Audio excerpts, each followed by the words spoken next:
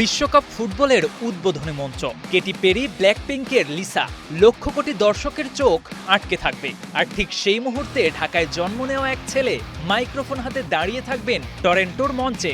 সঞ্জয়। ফিফার অফিসিয়াল পেজে নামটা প্রকাশের পর থেকেই বাংলাদেশ জুড়ে একটাই প্রশ্ন, কে এই সঞ্জয়? কিভাবে উঠে এলেন এত বড় মঞ্চে? সঞ্জয় পেশায় একজন সঙ্গীত প্রযোজক এবং ডিজে, তবে গানটাও গাইতে পারেন বেশ ভালো।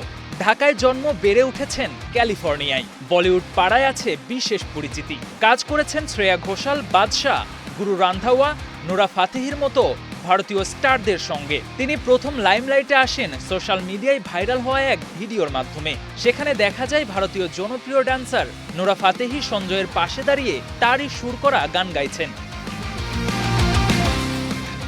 শুধু ভারতে নয়, দেশেও বেশ জনপ্রিয় হয়ে উঠেছেন সঞ্জয়। কাজ করেছেন হাবিব ওয়াহিদ, তাহসান খান এবং নয়া দামান খ্যাত সঙ্গীত শিল্পী মোজার সঙ্গে। স্পোর্টস অ্যারেনায় প্রবেশ 2025 বিপিএল এর থিম সং দিয়ে। সেখানে গলা মেলানোর পাশাপাশি পরিচালকের ভূমিকায়ও ছিলেন সঞ্জয়। বিপিএল এর উদ্বোধনী অনুষ্ঠানে পারফর্মও করেন এই মিউজিশিয়ান। ক্রিকেট থেকে পা বাড়ান ফুটবলে। 2025 সালের জুনে বাংলাদেশ বনাম সিঙ্গাপুর হাই ভোল্টেজ ম্যাচে স্টেডিয়ামে তাকে দেখা যায় ডিজের ভূমিকায়। সময়ের সঙ্গে সঙ্গে বাড়ে জনপ্রিয়তা। তার ফলাফল মিলতেও বেশি দেরি হলো না। ডাক পেলেন 2026 ফিফা বিশ্বকাপের উদ্বোধনী অনুষ্ঠানে পারফর্ম করতে। 3 দেশ মিলে হতে যাওয়া এই বিশ্বকাপে উদ্বোধনী অনুষ্ঠানও হবে ভিন্ন ভিন্ন।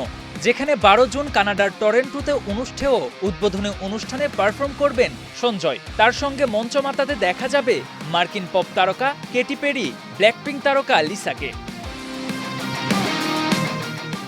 সঞ্জয় ইতিমধ্যে তার কাজ দিয়ে দক্ষিণ এশিয়া, মধ্যপ্রাচ্য, ইউরোপ ও উত্তর আমেরিকার শ্রোতাদের কাছে পরিচিত হয়ে উঠেছেন। এবার বিশ্বমঞ্চে পরিচিত হবার পালা। আর সেই মঞ্চে একটা নাম উচ্চারিত হবে, Bangladesh. KM Sony, star play.